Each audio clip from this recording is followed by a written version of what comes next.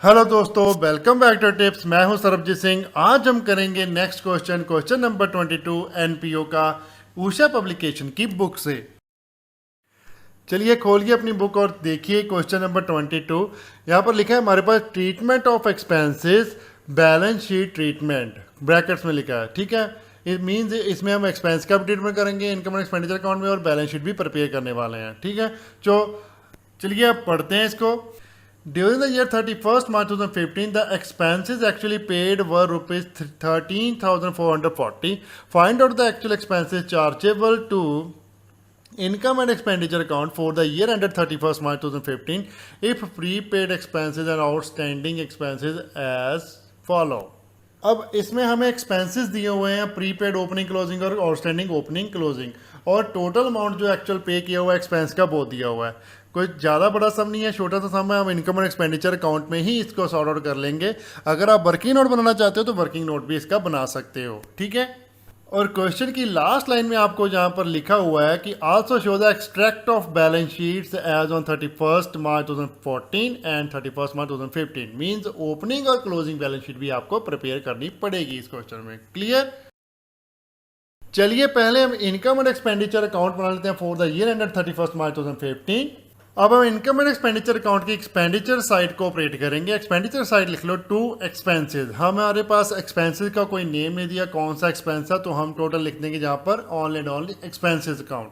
Expenses account में आप total डाल लो जितने एक्चुअल की पेमेंट की गई है, वो हमारे पास दी हुई है यहाँ पर क्वेश्चन में 13,440। सेम अमाउंट जहाँ पर लिख देते हैं 13,440, वो अंदर लिख लेंगे इनकम एक्सपेंडिचर अकाउंट में। जो बाहर निकलेगा इनकम एक्सपेंडिचर अकाउंट में वो हम नेट बैलेंस निकालेंगे जो हमें चार्ज करना है एक्चुअल एक्सपेंडिचर। ओके, अब इस अमाउंट में हम ऐड और सब्ट्रैक्ट करेंगे। अब जो एक्सपेंसेस प्रीपेड हैं, जो हमने सबसे पहले दिया हुआ है expenses prepaid as on 1 April 2014 1050। अब जब प्रीपेड एक्सपेंसेस है मींस ओपनिंग प्रीपेड है, पिछले साल के लिए प्रीपेड है, इस साल के लिए तो एक्चुअल पेड हुए ना, तो इसको हम क्या करेंगे, ऐड कर देंगे। तो ऐड वाले में लिख लो प्रीपेड एक्सपेंसेस ऑन 1 अप्रैल 2014 कितने हैं 1050। नेक्स्ट हमें दिया हुआ है prepaid expenses as on 31st March 2015 1365।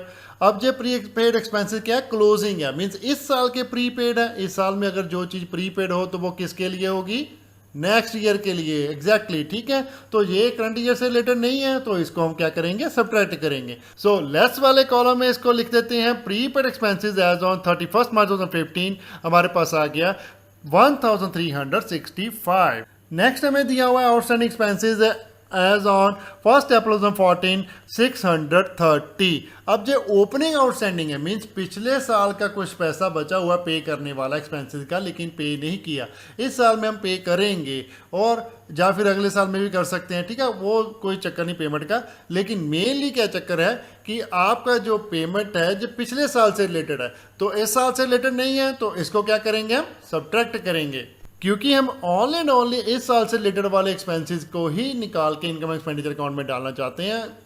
ना तो प्रीवियस ईयर का अमाउंट हो, ना ही नेक्स्ट ईयर का अमाउंट हो। इसलिए हम जो इस साल से रिलेटेड है उसको ऐड करेंगे, जो पिछले साल से रिलेटेड था उसको भी सब्ट्रैक्ट करेंगे, और जो अगले साल से रिलेटेड है उसको भी लेस करेंगे। सो लेस कर देते हैं आउटस्टैंडिंग एक्सपेंसेस ऑन 1 अप्रैल 2014, हमारे पास है 630। और लास्ट में हमारे पास है outstanding expenses on 31st March 2015 1860। अब जो इस साल के आउटस्टैंडिंग है, तो खर्चे तो इस साल के हैं लेकिन पे नहीं किए गए, कोई बात नहीं, लेकिन है तो इस साल के ना, तो इस साल के है तो इसको ऐड करो भाई।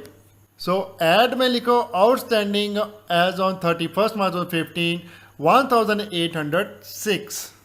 सो अब ये हमारा क्वेश्चन है यहाँ पर कंप्लीट हो गया। अब हम टोटल लगाएंगे इन सब का, जो क्वेश्चन की ट्रीटमेंट करने थे सभी ट्रांजैक्शन का हमने ट्रीटमेंट कर दिया, जो भी हमें अमाउंट गिवन थे। अब इनका टोटल लगा लेते हैं। जो हमारा टोटल एक्सपेंसेस है 13,440 में हम ऐड वाले ऐड कर देंगे और लेस वाले लेस कर देंगे। ऐड वाले हमारे पास कितने हैं 1050 और 1806। इनको ऐड करने के बाद हमारे पास टोटल अमाउंट आ गया 16,296। अब इस अमाउंट से हम लेस कर देंगे 1365 और 630। अब इन दोनों को लेस करने के बाद हमारे पास नेट अमाउंट बच गया, जो हम लिखेंगे अमाउंट वाली साइड, जो अमाउंट का कॉलम दिया हुआ है हमें, उसमें लिखेंगे 14,301। ओके, सो इस क्वेश्चन में ये आपका इनकम एंड एक्सपेंडिचर अकाउंट तो बन गया, लेकिन आपको लास्ट में बोला हुआ है कि बैलेंस शीट का एक्सट्रैक्ट भी देना है। एक्सट्रैक्ट मींस बैलेंस शीट का वो पोर्शन दिखाना है जिसमें ये रिकॉर्डिंग करनी है हमें। तो अब ओपनिंग और क्लोजिंग बैलेंस शीट भी प्रिपेयर कर लेते हैं। अब बैलेंस शीट पहले बनाएंगे एज ऑन 1 अप्रैल 2014। उसमें हम दो जो ओपनिंग बैलेंस दिए हुए हैं आउटस्टैंडिंग एक्सपेंसेस का और प्रीपेड एक्सपेंसेस का ओपनिंग बैलेंस वो डाल देंगे। आउटस्टैंडिंग एक्सपेंसेस हमारी लाइबिलिटी होती है, उसको हम लाइबिलिटी साइड लिखेंगे और अमाउंट आ जाएगा हमारे पास 630।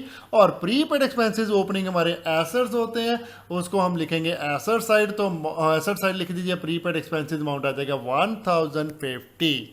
ठीक है। ओपनिंग बैलेंस शीट में only and only opening amount आते हैं, क्लोजिंग अमाउंट्स नहीं आते। क्लियर।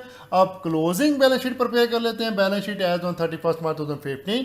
अब इसमें भी हम क्लोजिंग बैलेंसेस लिख देंगे जो टोटल अमाउंट क्लोजिंग है एज ऑन 31 मार्च 2015। वो भी हमें क्लियर कट दिया हुआ है, कोई कैलकुलेट करने की हमें जरूरत नहीं है। सो आउटस्टैंडिंग एक्सपेंसिंग हमें क्लोजिंग दिए हुए हैं, वो हम लाइबिलिटी है हमारी, वो हम लाइबिलिटी साइड लिख देंगे। लाइबिलिटी साइड लिख दो आउटस्टैंडिंग एक्सपेंसेस 1806।